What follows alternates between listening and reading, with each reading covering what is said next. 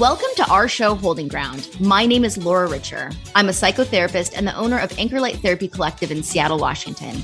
Each week, I'm joined by another therapist from the Anchor Light team to tackle important topics in mental health and psychotherapy. Our goal is to promote well-being by normalizing mental health challenges.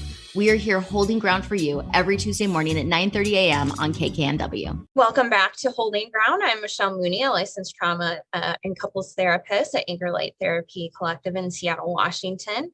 We are here live on 11:50 a.m. Talk Radio in Seattle at 9:30 a.m. every Tuesday. But you can also stream us anywhere you catch your podcasts. So today I am back here again with another licensed trauma and couples therapist, Ashlyn. Good morning again, Ashlyn. Good morning, Michelle, and good morning to our listeners. We really appreciate you, and I am excited to be back to keep talking about emotionally immature parents. I want to remind the listeners that at Anchor Light Therapy Collective, we offer a complimentary consultation to all potential clients who want to discover how therapy might help them achieve their goals.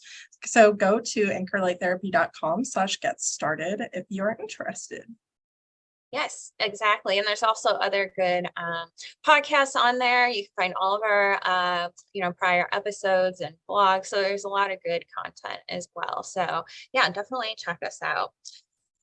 All right. So this is part 2 in our series about emotionally immature parents. And last week we talked about the signs of an emotionally immature parent and what causes parents to become emotionally immature. And today we're going to talk about the different types of emotionally immature parents, what it does to the child's mental health at the time, and then of course how it affects adult children of emotionally immature parents, and how to break the cycle for your children. So Ashlyn, let's start with the types. What's the first type of an emotionally immature parent? Yeah, so the first one I want to talk about today is called emotional parents, and these are emotional roller coasters. They're unpredictable, and the home environment becomes very stressful because kids come home and they don't know whether there's going to be peace or if they're going to be yelled at or what's going to happen at all. So this can cause a lot of anxiety for kids. This is really the most common in what I hear about when clients discuss their parental trauma. Kids are not born with emotion regulation and skills, and ideally this is something that we develop over time in nurturing spaces. However, adults should ideally have emotion regulation. So emotional parents might really fight back with their kids the same way another child would, use their kids as their therapist. So really dump emotions on them in a way that's not developmentally appropriate. They may experience a lack of emotion regulation, and they might have really intense emotional responses. Right. And children, right, that grow up this way in these emotional roller coaster situations, or this walking on eggshells, they can be folks that you can see later on in life that have a lot of anxiety around like planning and needing structure and predictability in their routine because they didn't have that growing up, and that makes them feel safe now, right? I can kind of control what's going on for me. So I see that a lot. How about you? I see a lot of worry about how other people are going to respond to things where a person that did not have that experience would be like, why would you worry about that? And those kids that really just had no predictability kind of live their life walking on eggshells outside of the home even. Right. Yeah, exactly. So the next kind of emotionally immature parents, we can see this a lot, are driven parents. They tend to be so busy with their career, maybe their activities, that they don't have a lot of time to focus on their children. And they really want to raise successful kids at all costs, to really satisfy their own needs. Right? That makes me look good if my child went to Harvard or Yale. It can almost be like my children are an extension of me versus, these are my children. I want to raise them to be people that they want to be. So these kinds of parents are very distracted, and both physically or emotionally unavailable pretty consistently. Mm-hmm. Yeah. And the third kind I wanted to talk about is rejecting parents. So when I think of the rejecting parent, I really tend to think of men who operate the home with a my way or the highway mentality, and really struggle with anger and blowing up. This parent that is rejecting is emotionally distant, they're disconnected from the kids. They don't want to spend much time with the family, and the few interactions that they do have might be like really formal and impersonal rather than warm and loving. And most of those interactions might consist of issuing commands, blowing up, or just going away and isolating themselves from those families. Yeah, exactly. Yeah. So our next one, Ashlyn, is passive parents. So these are parents who really are uncomfortable with conflict for some reason, right? Again, probably things that they experienced in their childhood homes, or maybe growing up at later stage in life, but they really want to avoid conflict or stress. So this means, it can mean, these are really parents that are easy to get along with. Hey mom, I'm gonna go spend 12 hours at so and so's house. Okay, have a good time, versus saying like, hey, maybe how about 4 hours and then come do your homework, right? Or they're more permissive over maybe risky behaviors that the child wants to make. So, and they're not really giving them any sort of guardrails. Kids need some discipline and direction, and so these can be parents who kind of try to just avoid that just because it's uncomfortable, or it stresses them out in some sort of way. So you can't really have honest conversations with these parents. They're really not able to set healthy boundaries for themselves, and not just with parenting, but with their partner if they have one, family members, at work, right? They're passive in all areas of their life.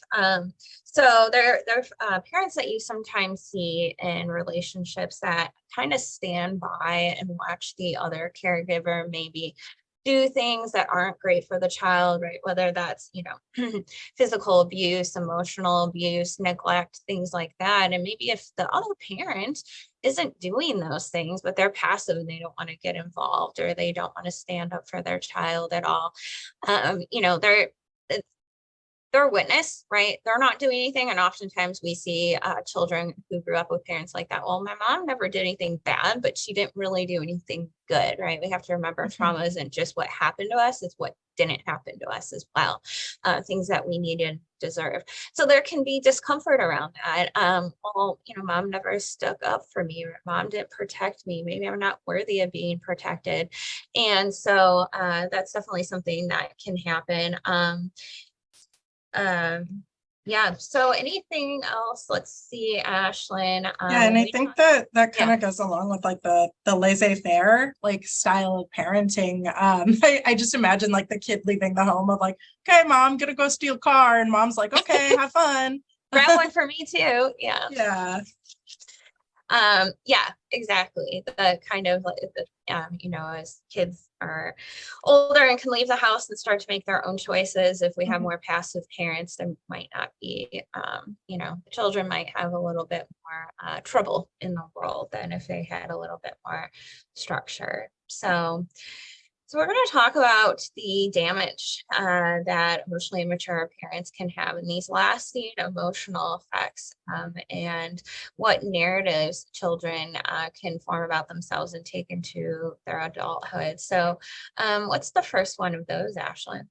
Yeah, I think what really comes up with clients in therapy is just feeling like they themselves or their needs do not matter. And I think a lot of these people really tend to have struggles recognizing what their needs are, because there's never really been space for that. So like there's a common feeling that the parents take up so much emotional space that there isn't any room for them to have feelings.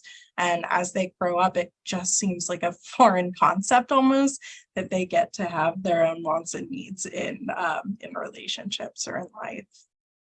Yeah, absolutely. And I see this in like different contexts, definitely with couples, and where couples are getting stuck around, they have these needs maybe internally, and they're not able to access exactly what it is, or access the words to communicate them to their partner. Or they have this belief of, if I express my needs, they're not going to meet it anyway, so why do I even bother? But then what happens is there's this built up resentment. They're not getting nurtured again, right? This is kind of replicating what was going on at home. And so a lot of folks have difficulty even vocalizing or knowing what their needs are. So that's a lot of the work we do either with couples or individuals. Again, in this deservability piece really can block people. I don't deserve to have my needs met, or if I try, no one's going to listen anyway. So what's the point? And these folks, hopefully through our work together and watching couples, they're able to effectively communicate needs, and then their partners can therefore meet those needs. And things like, you know what, I need some comfort right now. I had a hard day. And if children grew up in a situation where maybe their parents didn't offer comfort, if they came home from school distressed in some sort of way, like you were talking about, this bootstrap mentality in our first episode. So my spouse or my partner offer comfort? Can they give me validation? All these old things that they never had met. Your partner, hopefully, if you guys have a good enough connection, will want to lean into and meet your needs, because it's a loving thing to do, and hopefully we want to do that for our partners. So getting folks to a place where they know they just have needs, their needs are important, they're valid, and then expressing those can be definitely a journey that a lot of folks have to go on. And then it's very rewarding when people realize, like, oh yeah, I do have needs and they're just as valid as the next person. Yeah.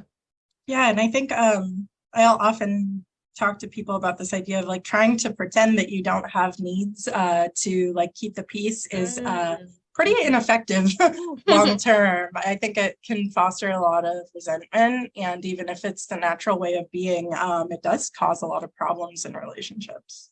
Yeah, absolutely. And sometimes I have trouble with folks, if I'm working with individuals who are maybe about ready to start dating again, and I'll, for, maybe later in life after a series of unsuccessful relationships, or even in the very beginning, as somebody wants to start dating for the first time, if it's helpful, I will have them create 2 lists, what I deserve in a relationship and what I won't tolerate. And that's kind of like their template for to hold up against their partners. Right? Are they checking enough boxes on the deserve side and not a ton on the won't tolerate side?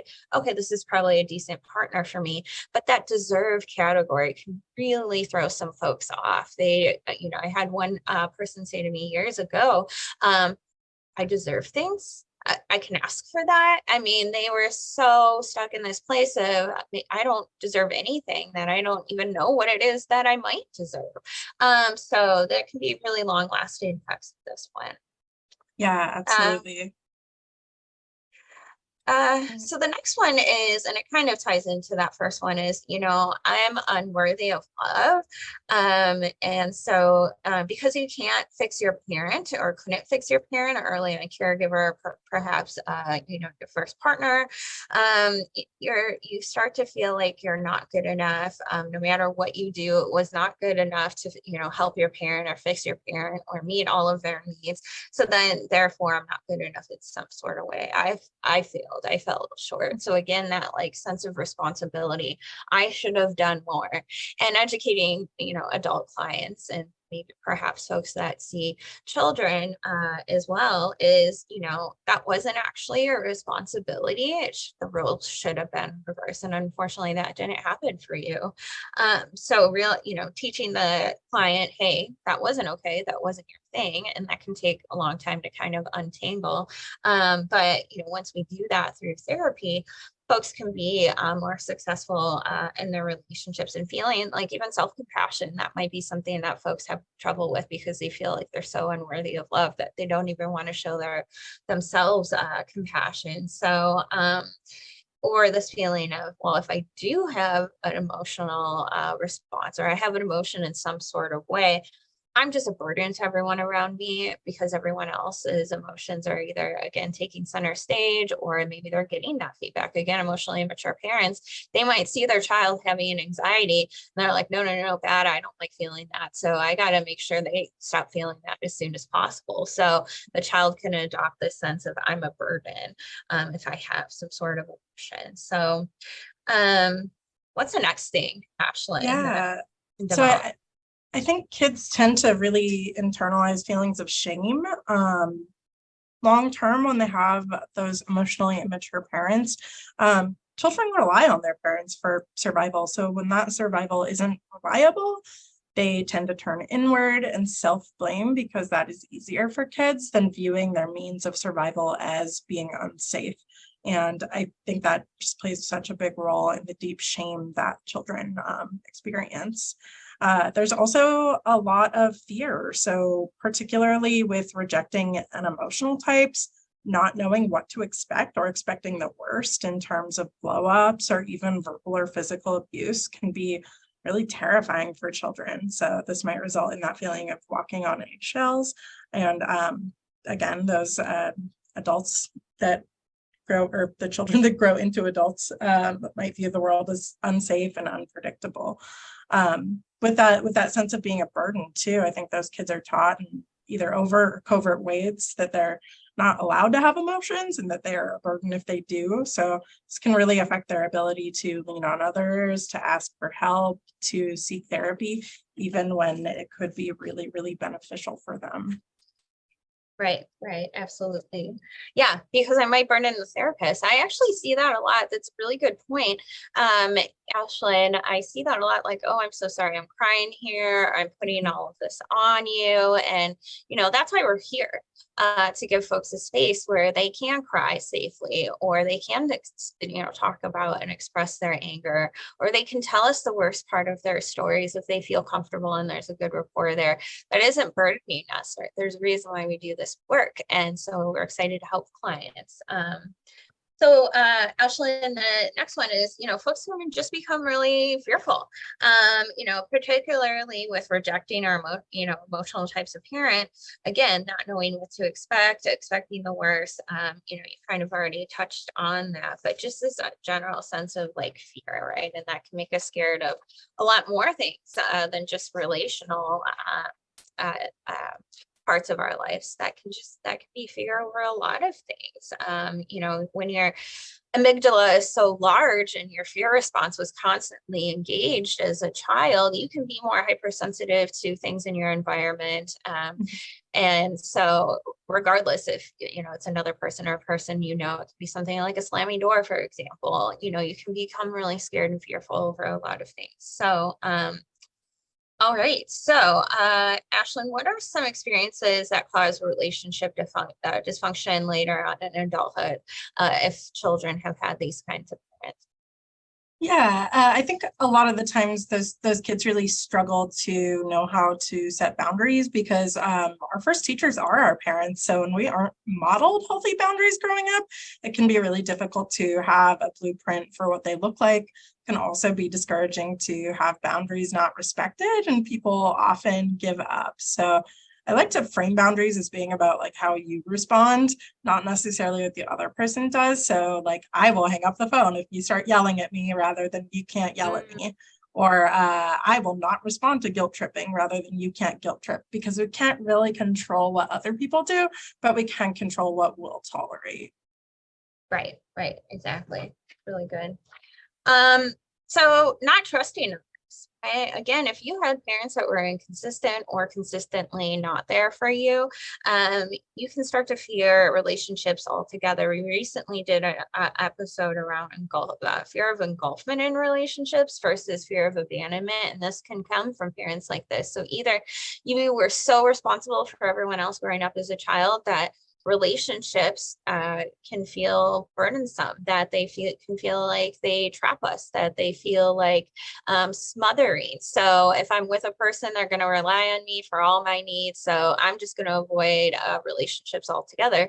Or we have the fear of abandonment that, well, growing up, my parents were never there for me. They always left. They were inconsistent. So there's that fear of being left. So, and then also finding partners or staying with partners that maybe aren't the most healthy because they're familiar. They remind them of something like, well, this is chaos, but it's pretty familiar. So, and then they'll start to accept less than what they deserve and feel their partner's negative emotions are bad and they've become triggers. So, all right, what about the mental health implications, Ashlyn? Yeah, well, I think to start, like these kids that grow up after having emotionally immature parents really struggle with emotional regulation.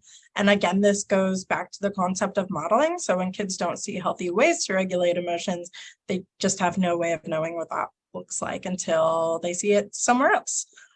There's also isolation. So my clients that have emotionally immature parents tend to experience a really deep feeling of loneliness. Even when they grow up and do have social support in their lives, it's not always the same as having that need met by a primary caregiver. A third thing that really sticks out to me is just intense fear and post-traumatic stress disorder. So children of emotionally immature parents can develop symptoms of post-traumatic stress disorder, particularly around traumatic incidents they endured with their parents. They might have really specific triggers. So again, kind of that spilling the milk or walking on eggshells. If I do something wrong, then I'm going to have someone screaming at me for 3 hours. And they might have really intense emotional responses, and they might have nightmares or flashbacks related to these incidents from childhood. Yeah, absolutely. And definitely things like depression, anxiety, later on physical health issues. So the more adverse childhood experiences we've had, it directly links to health outcomes later on in life. Things like if you grow up in a traumatic environment, you can have perhaps heart issues later, substance use issues later. Things like diabetes are very common in people who grew up with trauma. So definitely another reason why it's helpful to go to therapy and really make sure you're taking care of yourself.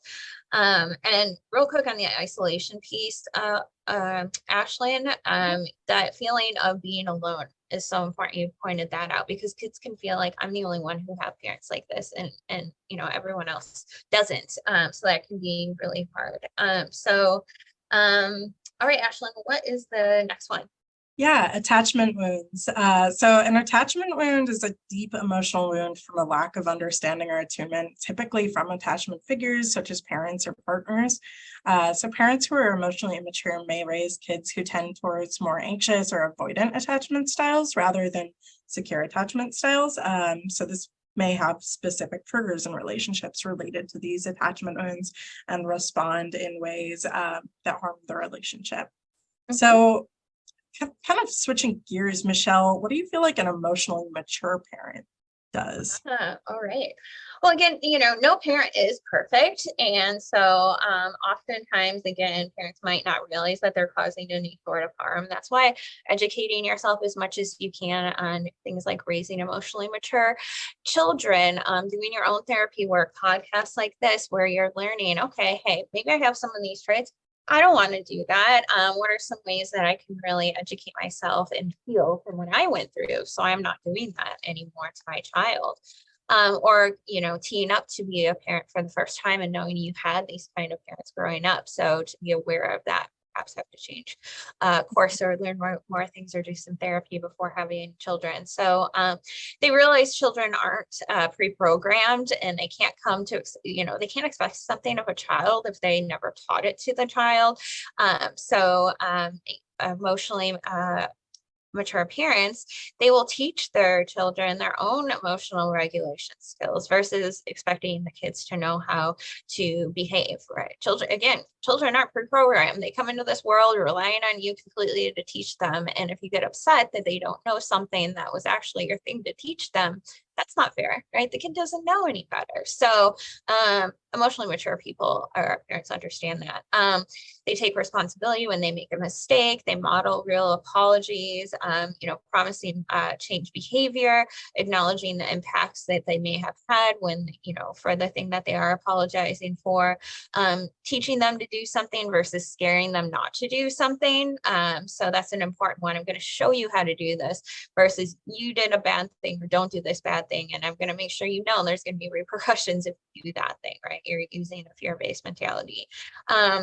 Practice sharing emotions on a regular basis, positive and uncomfortable ones. They hold space for when the child does have uncomfortable emotions. They engage in it. They don't just quickly glaze over it. They don't invalidate their child's emotions. When they're disciplining the child, they're seeing that as a teaching moment.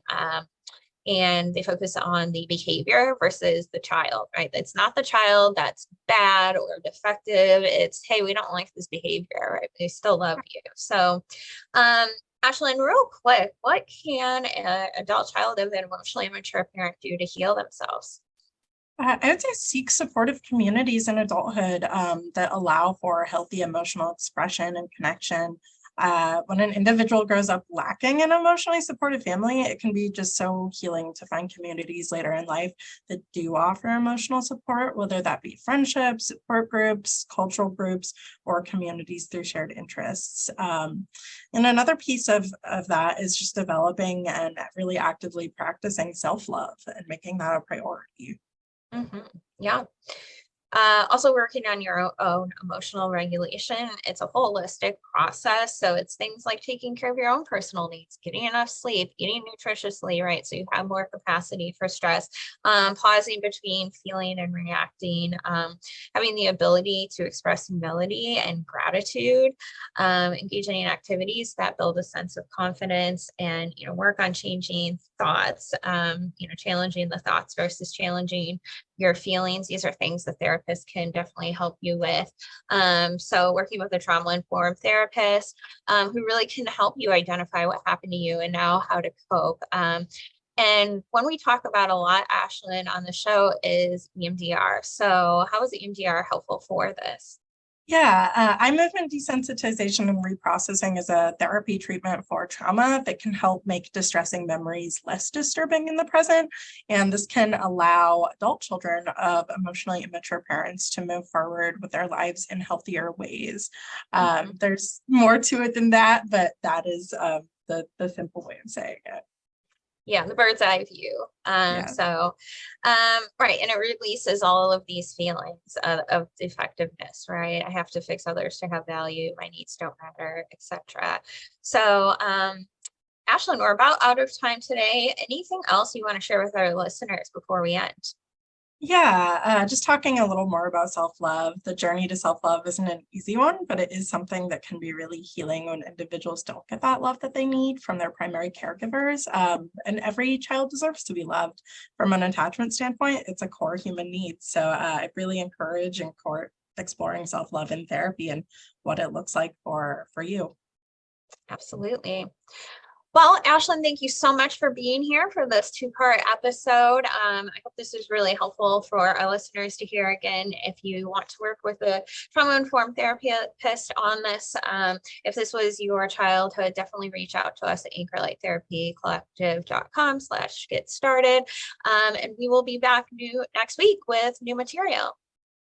Thanks for tuning in to Holding Ground. You can hear us here every Tuesday morning at 9:30 a.m. on KKNW. I'm Laura Richer at Anchor Light Therapy Collective.